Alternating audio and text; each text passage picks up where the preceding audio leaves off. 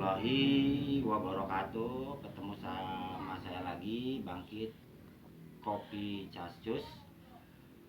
Seperti janji saya di video yang sebelumnya, kali ini saya akan menyampaikan tips dan trik berjualan agar jualan kita dicari orang dan banyak pembelinya. Oke? Sebelum saya memulai penjelasan saya akan coba kembali mereview video saya yang sebelumnya, yaitu terutama pada penjualan dengan tidak ada gerai. Penjualan dengan tidak ada gerai, guys, itu sangat ditentukan bagaimana kita berpromosi. Karena kita tidak punya lapak untuk menjual, sehingga kan kita menjual di rumah. Ketika kita menjual di rumah, sangat mengandalkan penjualan itu dari online, baik itu yang online shop ataupun online yang berbasis transportasi. Nah, disinilah promosi sangat dibutuhkan agar jualan kita dikenal orang dan dibeli orang. Oke. Jadi pada video saya kali ini saya akan jelaskan tahap-tahapan agar apa yang kita jual itu dicari orang dan dibeli orang. Tips yang pertama, ketika kita akan menjual di online, yang paling penting yaitu cover atau display atau gambar yang akan kita taruh di dalam aplikasi. Yang pertama, ingat ya, cover atau gambar yang kita taruh di aplikasi usahakan sebagus mungkin, secantik mungkin. Jadi orang atau customer ketika melihat, dia akan menarik. Jadi dia akan merasa senang dengan melihat cover kita. Semenarik mungkin, sebagus mungkin, dan seunik mungkin. Bisa juga dengan judul atau nama makanan yang unik, agar ada tanda tanya di customer, ini sebenarnya makanan apa. Oke. Ketika cover dan display kita sudah bagus, sudah baik, tahapan yang keduanya, dan ini sangat penting, dan ini seringkali dilupakan oleh seorang pelapak atau pedagang, yaitu masalah penentuan harga di aplikasi. Saya ambil contoh begini. Ketika kita ingin membeli suatu produk, atau kalau kita ingin menjual suatu produk, taruhlah kita akan menjual produk itu dengan harga 10.000.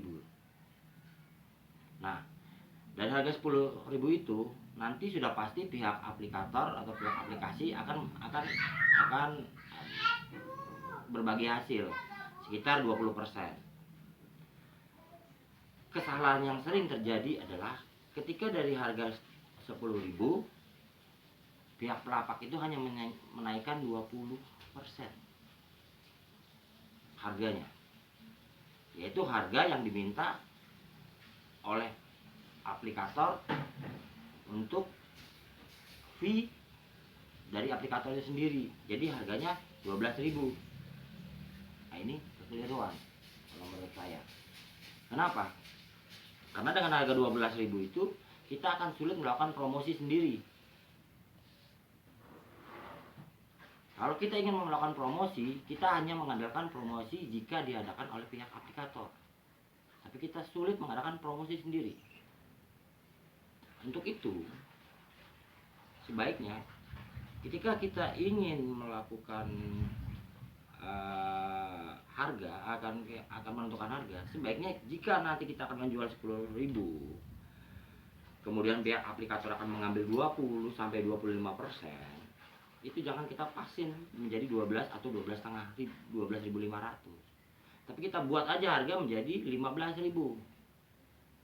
Oke. Contoh misalnya ketoprak ya.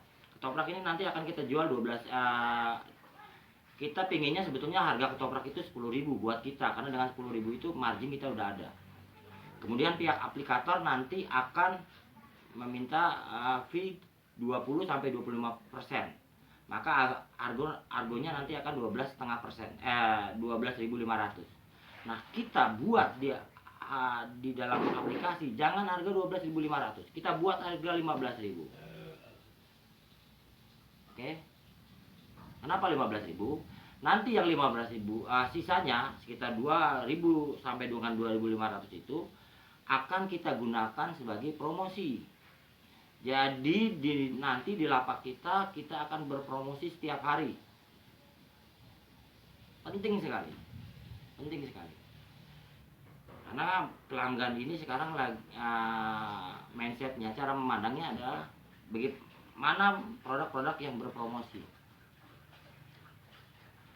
Itu yang akan dilihat pertama oleh customer.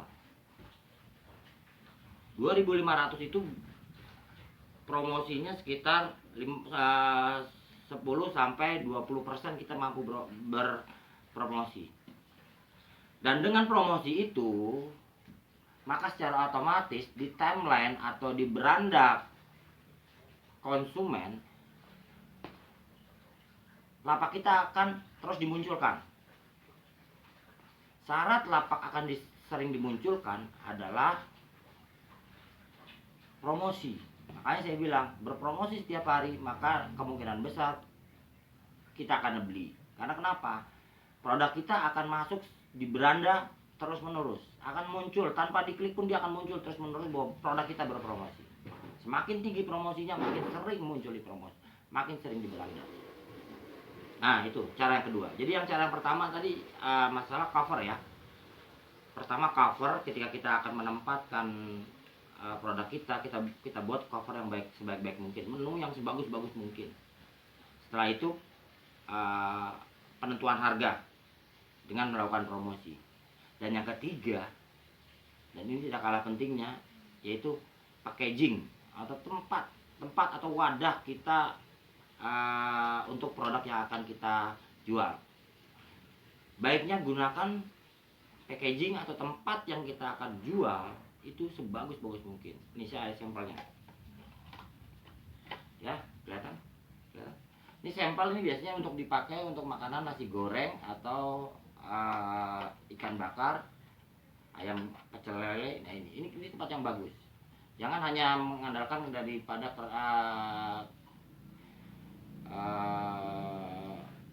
kertas minyak atau kertas yang biasa dipakai untuk penjualan. Itu jangan. Itu di bawah jalan setengah jam oleh driver aja udah rusak. Tapi gunakan ini, ya kan? Ternyata menarik sekali ini. Nah, contohnya ini juga nih. Ini biasanya digunakan untuk makanan yang sedikit berkuah. Karena makanan panas sedikit berkuah ini. Oke. Untuk minuman. Oke. Minuman ini biasanya di press, ada sekarang banyak mesin pressnya. Langsung di press. Kalau ini enggak. Ini biasanya ada tempatnya. Nah, ini biasanya buat salad atau makanan dari kepiting. Sama ini juga bisa buat nasi goreng. Jadi ketika produk itu datang ke rumah kita, setelah kita beli produk itu datang sampai, kita akan melihat suatu kemasan yang bagus. Ketika kemasan itu bagus, itu secara tidak langsung adrenalin kita langsung naik, dan tes rasa kita langsung merasakan bahwa ini makanan bersih, bagus. Itu sangat membantu. Oke. Jadi 3 hal itulah yang membuat sebetulnya produk kita dicari orang. Saya ingatkan lagi, yang pertama tadi yaitu masalah display atau cover di menu aplikator. Yang kedua, penentuan harga untuk promosi. Oke, yang ketiga adalah packaging. 3 hal ini kalian lakukan, saya jamin produk Anda akan sering dikunjungi oleh customer dan akan banyak pembelinya. Oke.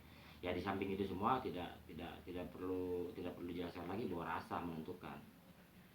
Rasa juga menentukan. Tapi kan menurut saya Anda ketika Anda akan menjual produk itu, bahwa Anda yakin bahwa Anda bisa mampu membuatnya. Oke. Jadi ketika Anda mampu memasak atau membuat olahan makanan yang enak, tapi Anda tidak mampu mengemasnya, pasar tidak akan terima. Oke, 3 hal itu yang perlu kalian ingatkan. Mudah-mudahan ini bisa kalian simak baik-baik dan kalian jalankan. 3 hal ini kalian jalankan, insya Allah mudah-mudahan akan diterima sama pasar. Kalian akan menerima orderan banyak. Oke, saya rasa sampai di sini dulu video saya kali ini. Pada video selanjutnya akan saya jelaskan bagaimana dan apa itu menjual. Oke, tujuannya agar kita tahu menentukan atau kita dapat menentukan strategi atau langkah-langkah apa yang akan kita ambil untuk kita dapat berjualan. Oke, sekian dulu dari saya. Tetap sehat, tetap jaga kesehatan, tetap semangat.